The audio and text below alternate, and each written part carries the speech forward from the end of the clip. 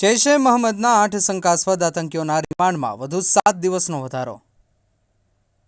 દેશ વિરોધી પ્રવૃત્તિઓની તપાસમાં મહત્વપૂર્ણ ગણાતા કેસમાં કડી કોર્ટે જૈશ એ મોહમ્મદ સાથે સંકળાયેલા હોવાના આરોપ હેઠળ ઝડપાયેલા 8 શંકાસ્પદ આતંકીઓને વધુ 7 દિવસના રિમાન્ડ પર સોંપવાનો આદેશ કર્યો છે।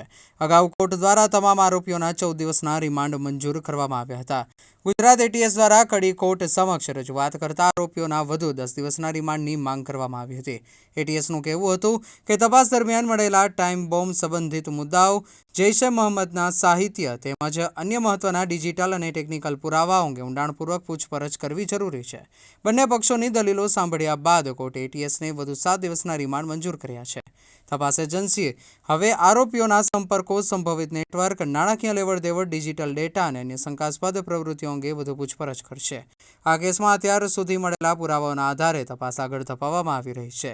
રાજ્યની સુરક્ષા એજન્સીઓ સમગ્ર મામલાને અત્યંત ગંભીરતાથી લઈ રહી છે અને તપાસના આધારે આગામી દિવસોમાં વધુ મહત્વના ખુલાસા થવાની શક્યતા વ્યક્ત કરવામાં આવી રહી છે।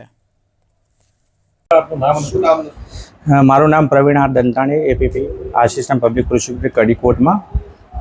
સાહેબ, આજે આતંકીઓને શરૂ કરાયા હતા, કેટલા લોકોને રિમાન્ડ પર મોકલાયા છે અને કેટલા લોકોને કસ્ટડીમાં મોકલ્યા છે? ગઈ તારીખ 3/7/2026ના રોજ કુલ 8 આરોપીઓને અટક કરેલા એટીએસ દ્વારા અને એની રિમાન્ડ માટેની માંગણી કરેલી, જે નામદાર કોર્ટ કડી કોર્ટ ભાટિયા સાહેબની કોર્ટે 14 દિવસના જે રિમાન્ડ આપેલા, એ રિમાન્ડ દરમિયાન એટીએસ દ્વારા ઘણી બધી સાહિત્ય અને મટીરિયલ્સ કબજે કરેલું છે અને એ મટીરિયલ્સ અને એના આધારે 5 આરોપીઓ બીજા જે ગઈકાલે જે 5 આરોપીઓને પકડવામાં આવેલા અને એના સિવાય પણ જે બોમ્બ બનાવવાની જે ટેકનિકને, જે પાવરને, જે શું કહેવાય, જે પાવડર, એ બધા કબજે કરવામાં આવેલા છે।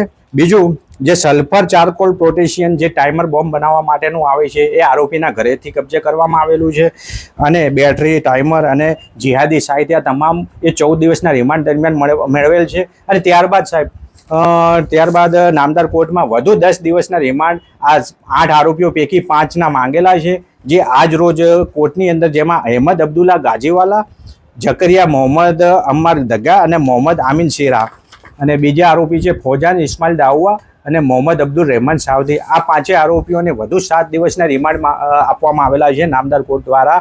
અને અન્ય 3 આરોપીઓ છે, જે ઇબ્રાહિમ મોહમ્મદ હુસૈન ગગા અને મુદસ્સિર અબ્દુલ ગાજીવાલા, અને એક અન્ય આરોપી બિલાલ મોહમ્મદ અમર શાહને પોસ્ટ કસ્ટડી સારું નામદાર કોર્ટે જેલમાં મોકલી આપેલા છે। કઈ જેલમાં? એ મહેસાણા જેલમાં મોકલી આપેલી છે। દેશ અને દુનિયાના સમાચાર જોવા માટે અમારી ચેનલ MG લાઈવ ન્યૂઝને સબસ્ક્રાઇબ કરો અને બેલ આઇકોન પર ક્લિક કરો, જેથી રોજે રોજની અપડેટ આપને મળતી રહે। સાથે જ અમારું ફેસબુક અને ઇન્સ્ટાગ્રામ પેજને પણ ફોલો કરો।